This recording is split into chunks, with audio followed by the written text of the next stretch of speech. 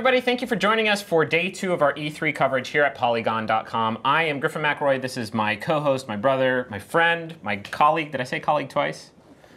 Whew, Justin McElroy, off to a great start. Today we are talking to Martin Sahlin, who debuted a really exciting-looking game called Unravel at E3 or at EA's press conference. Martin, thank you for joining us today. Thank you for having me. Nice to be. So we were briefly talking before we started about how positive the reaction to Unravel has been. I haven't seen anything like it in a long time, especially this year. And I think it's because of how earnestly you presented the game during E3's press conference. As we were covering it, we were all commenting on how excited you seemed to be presenting this game finally. How has the response been for you to Unravel? Like completely and utterly like overwhelming. I'm just like stunned by it. I'm so happy. It's just, like everyone is so super nice. I mean, the night after the press conference, I just kind of sat on my bed in the room, just looking at my phone, just going like every 2 seconds, someone writes something new that's even nicer than the thing before. It's just like, wow, I was stunned. What was the experience like actually presenting at the press conference? I would imagine that'd be pretty nerve-wracking. It was, yeah. I looked at the video actually, and I looked terrified. but the thing is, I sort of wasn't though, because they were asking me before, like in the green room backstage, like, "Are you nervous?" Like, yeah, I'm nervous. Of course, I'm nervous. But and they like, "So yeah, you just want to kind of get it done, right?"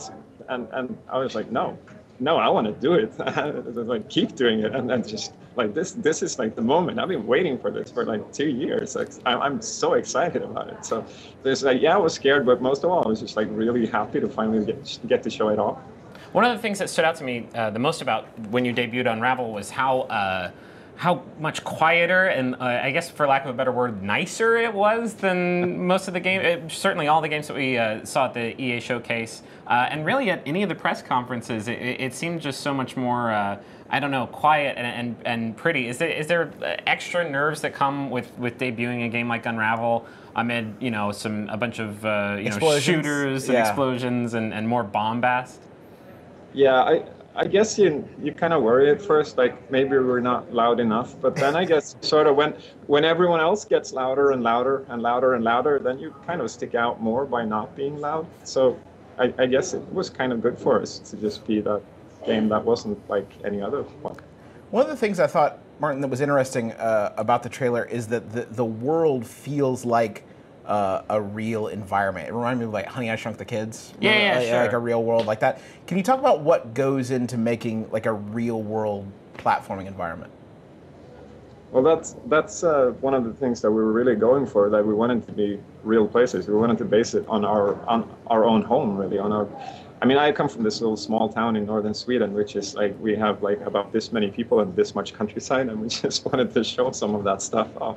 There's some of our favorite places, or just places that mean something to us, and I think that games have a tendency to kind of veer towards the like very fantastical or the, it's always sci-fi or fairy tales, or like you're off into space, which is cool, I guess, but what we wanted to do is just like to highlight that you don't really need to go that far to find beautiful things. It's just like there's so much cool stuff right outside, just like your door, just waiting for you to find it. Mark, could you follow me around E3 and just talk to me about positive, uncynical thoughts?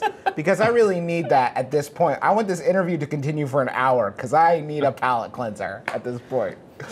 So the game's called Unravel, and obviously we saw a little bit of gameplay in that debut trailer. And one of the main mechanics is that Yarny, the protagonist of the game, leaves behind his red string everywhere he goes. And I guess my question is he going to be unraveled and die? Because I don't think I can handle that right now. You've built me up so high, and I don't want you to send me crashing down.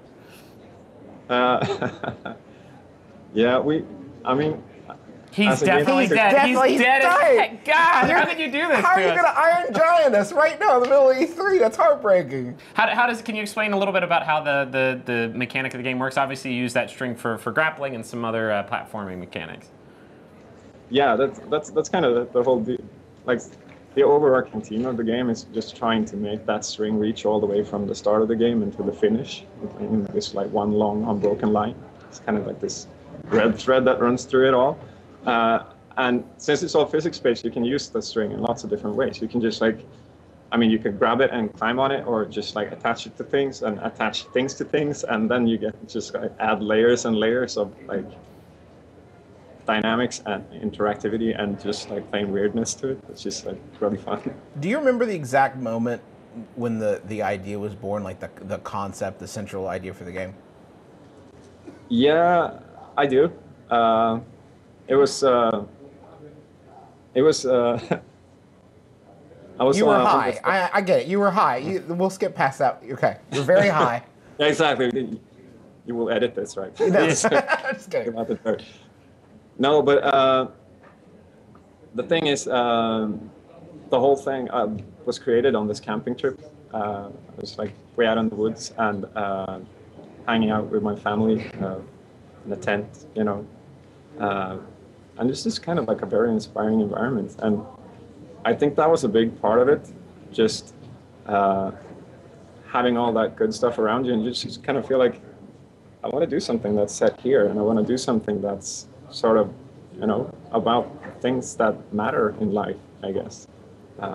So that was how it all started, just playing with a little doll in the woods. Unravel is I guess a puzzle platformer is I guess the genre that it looks like it could fit into, which I think is a genre that is becoming like the main type of genre for these types of like lovely games. Things like Limbo and Braid come to mind. What is it about the platforming genre that lends itself to these sorts of you know, hyper pretty artistic quiet games? I guess it's kind of a generation thing, I suppose, because we grew up with those things. But I think it also kind of lends itself really well to this whole like journey and discovery thing. I think the story is kind of best experienced that way, where you can sort of take your time with it and find the pieces on your own. And I think the format of a platformer just fits that really well. Cool. Martin, do you have... No, please, go ahead. Martin, thank you for joining us, and thank you very much for watching. Stay tuned for the rest of our E3 coverage throughout the week. And Martin Sahlin, Creative Director on Unravel, thank you so much for talking to us.